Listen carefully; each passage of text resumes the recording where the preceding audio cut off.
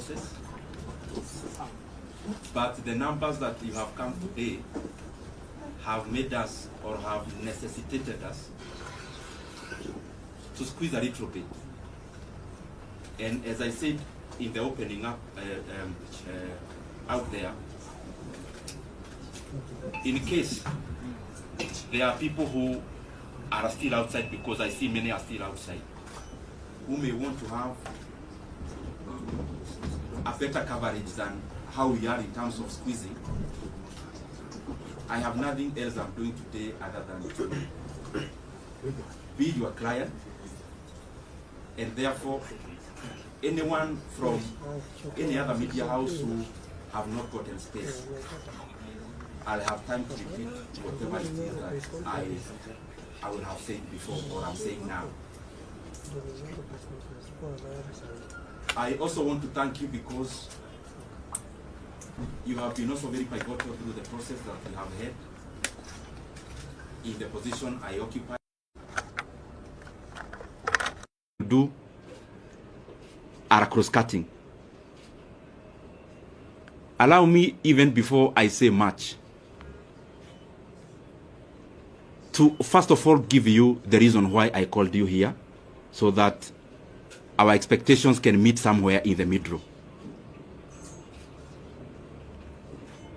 I know there is what I want to say, but I also know there is what you want to hear. And that is the nature of the work we do, and that is the nature of your work. If you allow me today, I called you in this particular office because you have come here before, most of you, in terms of coverage of budget making process. And I called you specifically here because that is actually the agenda. The agenda is that there have been changes, and I felt convinced within myself that given the pivotal role the position held in the workings of our country, in the workings of our nation, in the workings of our various government agencies, development, and every other thing, and because whatever we were doing, I was also updating you regularly, I thought it was important that I call you the way I have done, so that the things we've been reading and the things we have been seeing, I can clarify a few of them and also give my voice on it. And therefore, without wanting to be diplomatic, I also know that is what you came for, because you knew if it was about politics, I would have called you somewhere else. And therefore, I'll only talk about that matter. And I also know that there are expectations of people on what we should say, when, and how. I get messages every day on what I should do and how I should do it. And it is not the appropriate time today for me to talk about those other things. And I am saying it in good faith because that is what we had planned to do. And I have only clarified because in the time I've been a politician, I know there is what you say, but there is also work to be done in terms of coverage. There is also what you may want to report. And that is given because that is the work of a media house. So I've clarified that so that I'll be open to a few questions afterwards. But I just highly request, I am here as a Kenyan. I speak when I want to speak. I know we have interacted in many forums. We know each other person's character in terms of where they need to invoke courage, where they need to invoke whatever they need to say. And I know for sure, you know, I'm not shy to say anything that I feel I need to say. So whatever I may leave unsaid today is basically based on the fact that the reason I called you is the one I'll talk about. And as I start, I first of all want to be very grateful. Myself, personally, for the chance I have had to serve the Kenyan people in the position of the chairman of the Budget and Appropriations Committee in the National Assembly. As you know and you have interacted, that has been my designation. And that is work we did with a lot of dedication. And I am grateful for that opportunity. I am also very grateful to have interacted with many people as I serve as the chairman of the Budget and Appropriations Committee. Of course, working with the Honorable Mary Amase, who was the vice chairperson, and all the other members, all the other 25 members, incorporating myself and the vice chair who make us 27. I am truly grateful for that chance. That chance of serving as the chairman of the Budget and Appropriations Committee made me understand many things that I scarcely understood before. It made me know the workings of government in terms of its levels, its arms, departments and agencies of government, and how they work. And therefore, as much as it was work, it was also a profound learning experience that I am truly grateful for. I am also thankful for the fact that I had trained as an economist some many years back in KU. And when I got the chance to serve as the chairman of the Budget and Appropriations Committee, I had the first-hand learning of how macroeconomic parameters relate with each other. I was able to first-hand experience the things I was learning, and therefore it was also a continuation of a learning experience, and especially in regards to many macroeconomic factors, how inflation is affected by interest rates, how interest rates affect private enterprise, and many other economic parameters that we hear, but they are also far-reaching in terms of how we live, and they are also far-reaching in terms of what our country becomes. And by the way, out of that experience, in the year 2023, I realized I also needed to upgrade a little bit, because I singularly found that our country, yes, have many challenges, but the overarching challenge that we face as a country are economic challenges in nature. And given the chance I was serving in as the chairman of Budget Committee, I decided to also go back to school. I actually started pursuing 2 master's degrees together. One in KU, Master of Economics in Public Policy, and the other one in the University of Nairobi, that is Masters of Arts in Economics. And I've been pursuing those from 2023, attending class physically where I needed to attend physically, and those who offer online also attending class online, and by the way, as a student, not as an MP. And I decided to do that because I also wanted to deepen my knowledge in the economic platform. And the more the reason, I made it my duty to listen in terms of attendance, and also to participate in any other participatory issues that I needed to do as a student. And gratefully, I am actually done with coursework. I am now doing the projects, both of them together. And by the grace of God, I may graduate this year. I am not talking about myself when I talk about going back to school. It is basically because the motivation of pursuing those 2 actually came out of quest to know better, so that the decision I continued to make are optimal, objective, and especially based on things that then would make our country move forward, especially given the pivotal position which I was serving in. And if you look at this table around here, these two shelves is actually classwork. All this you see around here, these are issues around classwork.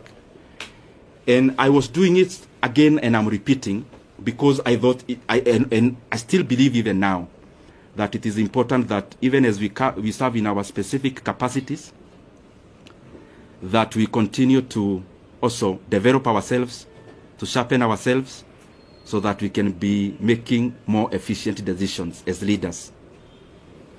So in a nutshell, I have been very, very, I should be very grateful, and I have been very honored by the Kenyan people to have served in that capacity, and especially when our country really needed us to do what we needed to do. Just as snapshot of, so that you understand where I'm coming from. This position is very involving, and I am sure many of you have covered us before. Sometimes sleeping in this office, leaving here very early in the morning. Not just myself, also the members of the members who are serving with. But it was also an experience also to learn and know Kenya. There are things we used to do called public participation, where we would choose, we started with 12, we ended up with 20 counties every year, where we would allocate some retro money, actually 100 million per county, and we would then go there to ask Kenyans what they would prefer that we prioritize. The last one, I was privileged to actually travel all the way to Madeira and interact with the people of Madeira, and I am glad that I have had many, many of such experiences to also relate what we do on the table and how that is far-reaching and how that affects the lives of the Kenyan people. For example, there when we went, the leaders were very categorical. There was a teachers, a TTC, Teachers Training College, and a KMTC, which they told us the entire 100 million to give to those two. Because when we go all out to do those things, we specifically look at the impact of how those projects would work. And also by giving preference to what the leadership and the people themselves request us to, or were requesting us to do. Having said that, also for perspective's sake, and allow me to say it because it is how it is. At some point we got too busy, because you remember when you are here in the chairman of budget, you also have to go all out there and talk about the projects you are doing, but also on the other side, you are also doing work with CDF. You have colleagues whom you are interacting with as you work around CDF, and therefore, at some point, I also got too busy, as you could remember. Anyone launching a Masomobora in their place, I would go, and those kind of things. And what I'm trying to say is that at some point, I got too busy. And my brothers and sisters, I'm telling you these things not more as a politician, but also as a human being. I got too busy at some point that for the last 2.5 years, I actually went to my rural place, our rural home. I went there for the first time in the last 2.5 years in September or October or November of last year, thereabout. In the last quarter of last year. There is the time last year I visited my sister who lives not very far from Nairobi, actually in Thika. So I went there and we were chatting, and I could read her body language she was thinking, kwani huyu jamaa amepotea ama ni nini? Because I could hardly have gotten time before to actually also do such a thing that looks very small, but is also humane to do. So what I'm trying to say is that it has been intense, it has been busy, and I am grateful for that chance, because even in that intensity, it has also been a profound learning experience. I also want to take this opportunity to wish the current chairman of the Budget and Appropriations Committee and the leadership of that committee all the best. I have sat there, I know it is an intense position. It requires you to work very hard, sometimes to the neglect of your constituents. And therefore, I would only wish the current chairman all the best as he steers the committee forward. Because after all is said and done, whatever he is doing, the success you'll get is a success for all Kenyans. And therefore, there are things we say because we are politicians, but there are also things we say because we are human beings. As a human being, I wish him all the best. And I want to say that I am grateful for the chance I have had. Maybe to clarify a few things which you may have in your mind, or possibly I can give you that chance to ask them. Maybe I'll wind up by saying that I'm also very grateful. Let me reserve that for you to ask, because I am here, I will ask. I will answer. Let me also take this chance to thank the people of Kiharu constituency. Because to become the chairman of the Budget and Appropriations Committee, the prelude to that is for you to be an MP first. And I don't want to chest dump, but I'm just saying it in humility. I am among the few MPs who, in the last elections, I was elected without producing a single poster. I'm not saying that as bravado. Neither am I saying it to prove who I am.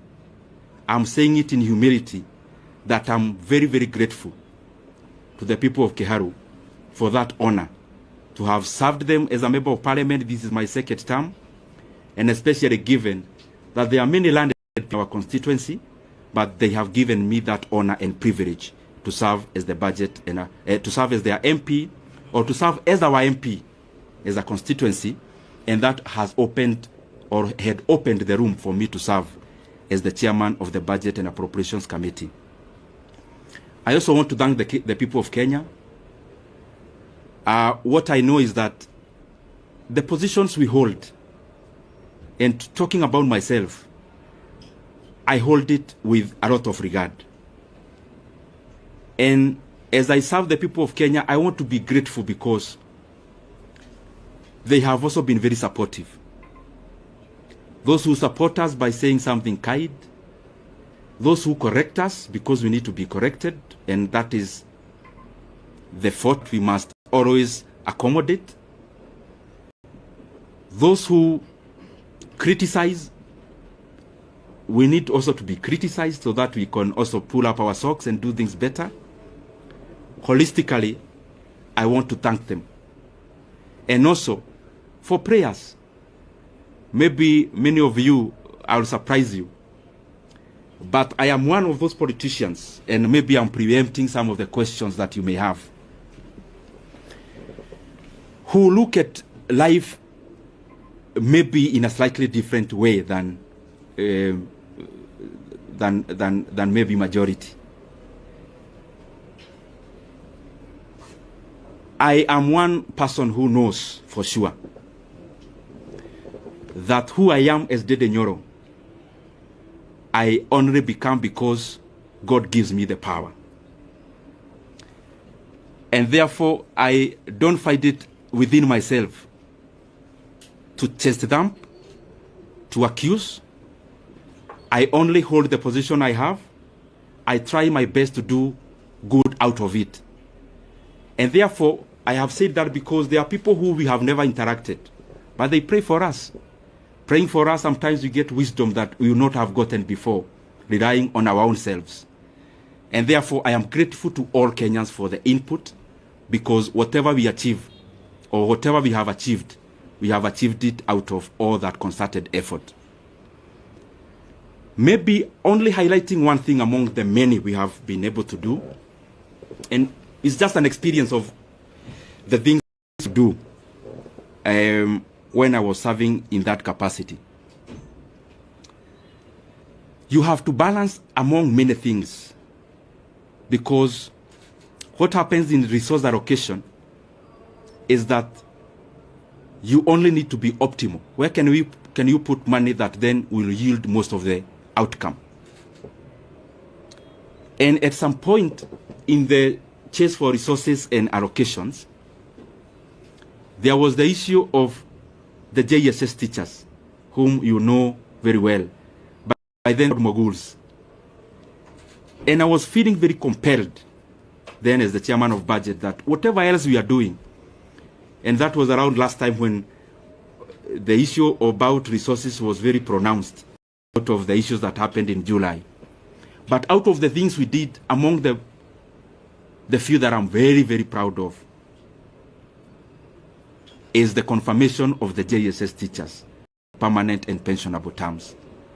It gives me a lot of satisfaction, and especially given that I took it as my burden to make sure that that was done. But I'm not claiming to have done it by myself.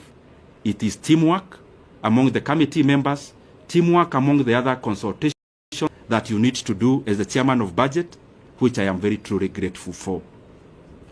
I want to stop there and pick some questions. I only request, I am a Kenyan, as I said when I was starting. I know, because I don't want to pretend that you would really want me to say today. But I also feel it is important that the things we have said are equally important for the country, and especially the transition, given the position I held. I used to invite you, you used to cover.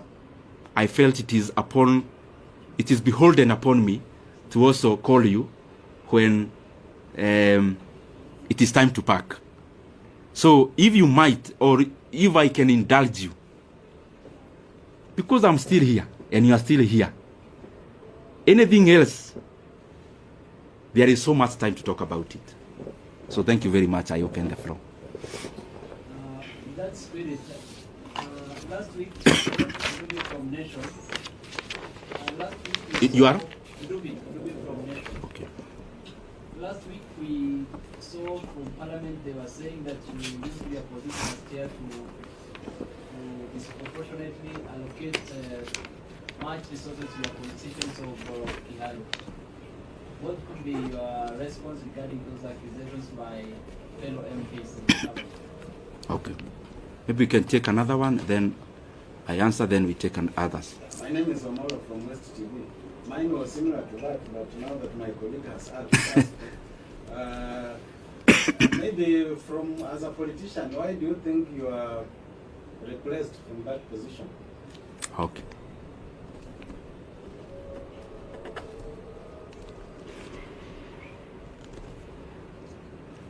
Yes, my brother. You are? Moses from Star. Oh, Moses. Ah, yes, I know you. You know the country is expectant. I say that, I know what I mean. Yes. Kindly just give us a hint on this expectation. Okay. We can take one lady. I'll come to you, then we answer. I'm here. Yes, my sister. Umezungumzia mafanikio ambayo umefanya kama mwenyekiti, labda ni yapi ambayo unaweza kusema kama kutekeleza kikamilifu, na pia kuna hili swala la public participation bado ni donda sugu kabisa, halijaweza kushughulikiwa kikamilifu, labda hata wakati unapoondoka ni kitu ambacho unaweza kusema. Let me answer this so that I don't forget, and then we can answer the others. Dubi from Nation, you've asked about the comments that were made in Parliament last week. I would just implore upon everyone, because I'm not the first person to hold this position, respectively so. You can do an analysis for the past many years that this position has existed, and then try to see and compare for yourself, because many times it's not good to talk about yourself because you are likely to be subjective. To be objective, the data is out there, just check. However, on the same, every politician have their own brand of politics. Myself, I do not answer evil with evil. Neither do I answer insults with insults. Basically, we are all different. And I don't want to purport to know better what I am not. And therefore, I am okay as a leader. You cannot continue being provoked and then you dance to the tune. And I also want to say that anger and hatred is too heavy a burden for any leader to carry. And you only carry anger and those kind of other negative emotions to the advantage of the distractors. So it is important then, in politics you draw your line, you know this is the kind of politics I want to play, draw that line, whatever it is, follow through. Secondly, in terms of Wamalwa West TV, on why, you've asked me a very difficult question on why I was repressed. I also don't know. And I am saying it in good faith. I didn't come here to accuse anyone today, or I only came to set the record straight. No one in the leadership of our coalition, from whichever position, has ever called me in regards to the position, in regards to what I need to do better, in regards to what I need to change, in regards to things that needed to be done in a different manner. It's very good for me to put it into record, because as I said, I was holding this position knowing that I was serving Kenyans, so I am also answerable. And in sincerity say, there is no one who has ever called me, decision makers of our coalition, to say anything around this. I read in newspapers about myself the same way you do. And in terms of this position, that's what I mean. And that's the truth. Moses of Star